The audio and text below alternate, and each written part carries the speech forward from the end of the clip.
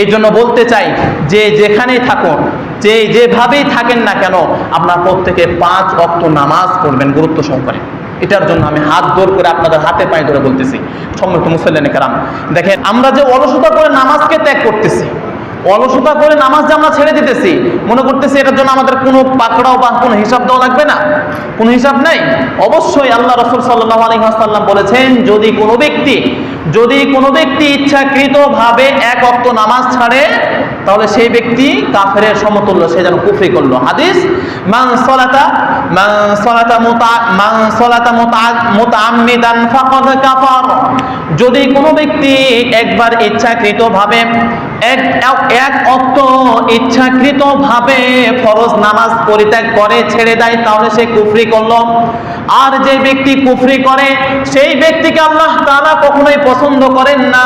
এই জন্য আমরা কেউ কুফরি করতে যাব না, 1 ওয়াক্তকে নামাজ ছাড়বো না ইনশাআল্লাহ। আল্লাহ তাআলা আমাদেরকে তৌফিক দান করুন।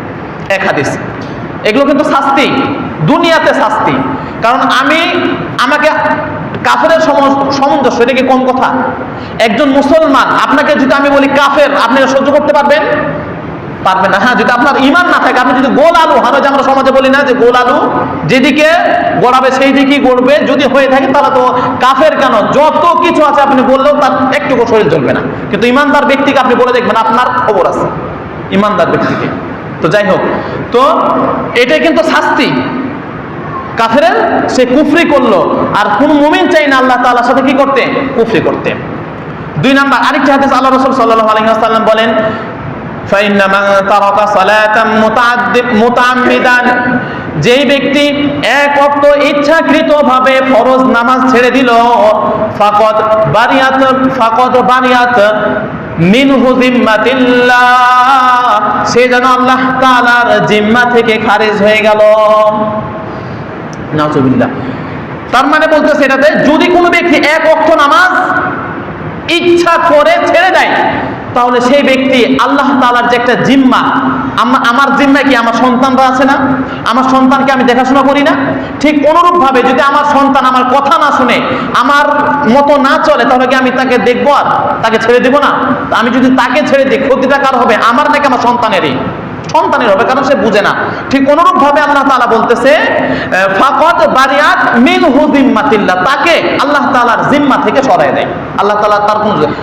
আল্লাহ তাআলার কোনো জিম্মা নাই, সে যা খুশি তাই করুক, তার দেখার বিষয় নাই।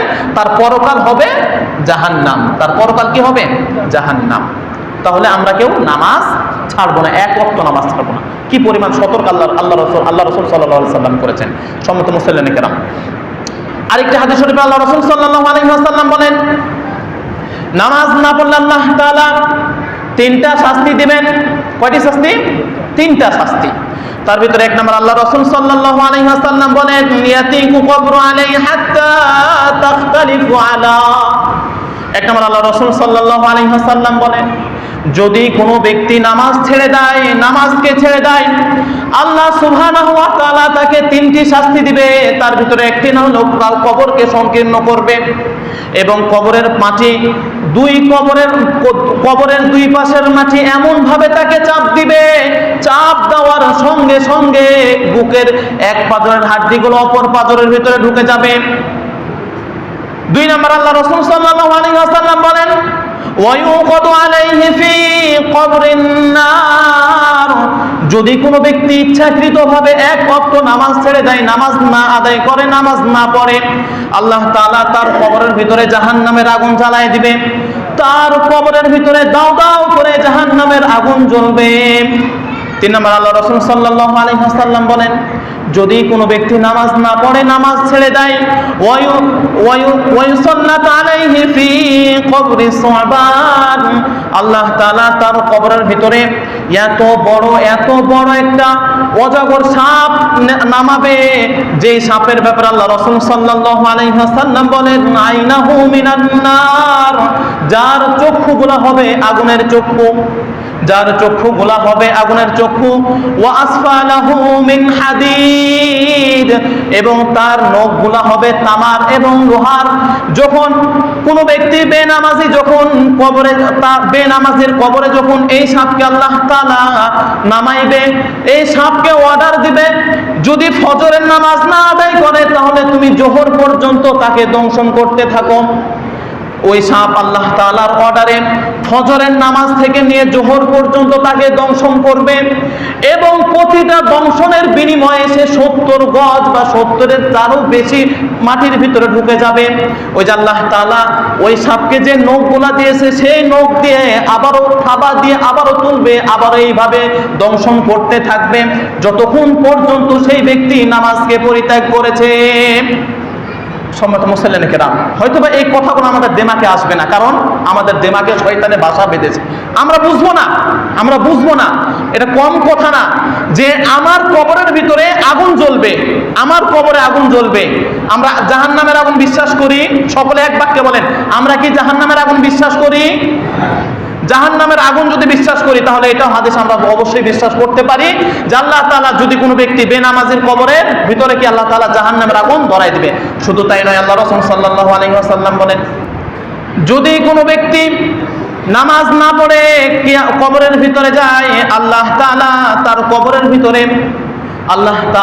কবরের ভিতরে একটা ফেরেশতা নিয়োজিত করেন, যেই ফেরেশতা বধির, অন্ধ, কিছুই শুনে না, কিছুই দেখে না, এমন একজন ফেরেশতাকে আল্লাহ সুবহানাহু ওয়া তাআলা তার কবরের ভিতরে পাঠাইবেন। কবরের ভিতরে পাঠানোর পরে ওই ব্যক্তিকে কিয়ামত পর্যন্ত ওই ব্যক্তিকে আঘাত করতে থাকবেন। অর্থাৎ যে ব্যক্তি নামাজ পড়বে না, একটা লোহার মানে বড় লাঠি বা বড় একটা জিনিস লোহার দিবে, এবং সেই ব্যক্তি কিছু শুনবে না, কিছু দেখবে না, কিয়ামত পর্যন্ত তাকে প্রহর করতেই থাকবে বেনামাজির কবরকে। সম্মানিত মুসল্লিন কেরাম, শুধু তাই নয়, যদি কোনো ব্যক্তি নামাজ না পড়ে তার জন্য রয়েছে কবরে ভয়ঙ্কর শাস্তি। এই জন্য বলতে চাই, আমরা প্রত্যেকে নামাজের প্রতি মনোযোগ হই। যদি আমরা কেউ নামাজের প্রতি অবহেলা করি তাহলে কবরেও যে জান্নাতের সুখ আছে সে সুখ আমাদেরকে অবহেলা করবে। এই কবর বড় ভয়ঙ্কর জায়গা। কেননা মানুষ, আল্লাহ রাসূল সাল্লাল্লাহু আলাইহি ওয়াসাল্লাম বলেন, কবর মানুষকে দৈনিন্দ ডাকতে থাকে, দৈনিন্দ বলেন, আনা বাইতুল ওয়াহদা, আমি হলাম একাকিত্বর ঘর। আনা বাইতুল গুরবা, আমি হলাম অপরিচিত জায়গা, অপরিচিত স্থান। আনা বাইতুর রাব, আমি হলাম মাটির এক ঘর, কবর বলে আনা বাইতুদ দূর, আমি হলাম সাপ, বিচ্ছু, পোকা মাকড়ের স্থান। তোমরা যদি আমার কাছে আসতে চাও তাহলে আমার কাছে শুধুমাত্র রেহাই পাবা যদি তোমার আমলে সালেহ থাকে। যদি তুমি নেক আমল করে আসতে পারো, কাল কিয়ামতের দিন তুমি আমার কাছে কবরে আসার পর আমার কাছে রেহাই পাবা। অন্যথায় তুমি যত বড় এমপি হও, যত বড় মন্ত্রী হও, যত বড় ইমাম হও, যত বড় মুয়াজ্জিন হও, যত বড় পীর হও, আমি তোমাকে কোনো সময় ক্ষমা করব না। এই কবর আমাদেরকে বলতে থাকে, আনা ওয়াহদা, আমি হলাম একাকিত্বর ঘর, আমি হলাম মাটির ঘর, আমি হলাম পোকা মাকড়, সাপ, বিচ্ছুর ঘর। আমার কাছে যদি তোমরা আসো, নেক আমল নিয়ে আসো, অন্যথায় তোমরা আসিও না। শুধুমাত্র তাই নয়, এই কবর কাউকে ছাড় দেয় না। কারণ হযরত ফাতেমা রাদিয়াল্লাহু তাআলা আনহু যখন মৃত্যুবরণ করেন, হযরতে ফাতেমা রাদিয়াল্লাহু তাআলা আনহু মৃত্যুবরণ করার পরে সাহাবায়ে কেরাম তাকে দাফন করার পরে বলেন, কবর তুমি সাবধান হয়ে যাও, এই যে আজকে তোমার বুকের ভিতরে এমন একজন ব্যক্তিকে রাখলাম, এমন এক মেয়ে মানুষকে রাখলাম, যেই মানুষটা হলো হযরতে মুহাম্মদ রাসূল সাল্লাল্লাহু আলাইহি ওয়াসাল্লামের প্রিয় কন্যা হযরতে ফাতেমা রাদিয়াল্লাহু তাআলা আনহা। এমন একজনকে তোমার বুকের ভিতরে আজকে শোয়াইলাম, যিনি হলেন হযরতে আলী কাররামাল্লাহু ওয়াজহাহুর স্ত্রী। এমন একজনকে তোমার বুকের ভিতরে আজকে শোয়াইলাম, যিনি হলেন জান্নাতি মহিলাদের সর্দান্নী। এমন একজন মহিলাকে তোমার কবর বুকের ভিতরে আজকে রাখলাম, যিনি হলেন জান্নাতের ভিতরে যত যুবক হবে সমস্ত যুবকদের সর্দার হাসান হুসাইনের মাকে আজকে তোমার বুকের ভিতরে রাখলাম। এই জন্য কবর, তুমি আজকে এই মাইয়াতের সাথে ভালো আচরণ করবা। আল্লাহ তাআলা সঙ্গে সঙ্গে ওই কবরের আযাব, ওই কবরের জবান খুলে দিলেন। কবরের জবান খুলে দেওয়ার পরে ওই কবর ডাক দিয়ে বলে, আমি নবীর মেয়েকে চিনি না, আমি আলীর স্ত্রীকে চিনি না, আমি জান্নাতের সর্দারনিকে চিনি না, আমি হাসান হুসাইনের মাকে চিনি না, আমি শুধু চিনি আমলে সলেহ। যদি কোনো ব্যক্তি আমলে সলেহ করে আমার কাছে আসে, আমার মতো আপ্যায়ন আদর আর কোথাও পাবে না। আর যদি আমলে সলেহ নেক আমল না করে আসে, তাহলে আমার মতো কঠোর এবং আমার মতো শাস্তি এবং ভয়ঙ্কর আর কেউ হতে পারে না। এটা হচ্ছে কবরের কথা, কবরের কথা। এই জন্য যদি আমরা মরতে চাই, আমরা মানুষরা কেউ মরতে চাই না, আমরা কেউ মরতে চাই না। যদি কেউ মরতে চায় তাহলে অবশ্যই আমলে সলেহ করে তারপরে কি আমরা প্রত্যেকে কবরে যাব। তাছাড়া কিন্তু কবরে খবর আছে। কবরে কি আছে? খবর আছে যদি আমল ছাড়া আপনারা যান। মনে করি যে সপ্তাহে একদিন আসলাম, নামাজ পড়লাম, জিম্মা শেষ, কখনোই না। এই কথাগুলো আমি একাধিকবার আপনাদেরকে বলে বুঝাতে চাইছি, আজ থেকে 5 থেকে 7 জুম্মার থেকে নিয়ে, যে এক সপ্তাহে আসলাম, নামাজ পড়লাম, আমার জিম্মা শেষ, এটা কখনোই মনে করিয়েন না, কখনোই ভাবিয়েন না। আপনার 5 ওয়াক্ত নামাজেরই আপনার হিসাব লাগবে, 5 ওয়াক্ত নামাজের হিসাব লাগবে। আপনি সে মুরব্বী হন, আপনি সে যুবক হন, আর আপনি যেই লেভেলেরই মানুষ হন না কেন, আপনার উপর যদি নামাজ ফরজ থাকে তাহলে আপনাকে 5 ওয়াক্ত নামাজের হিসাব দিয়ে যেতে হবে। জুমার নামাজের হিসাব দিয়ে আপনি পার পাবেন না কিয়ামতের দিন।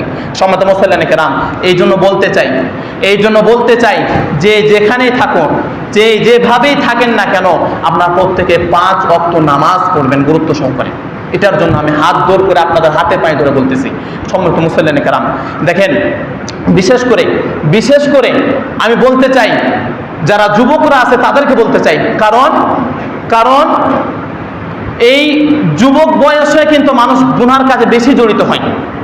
দেখেন, অবৈধ সম্পর্ক কারা করে? বৃদ্ধরা করে, অবৈধ সম্পর্ক করে যুবকেরাই।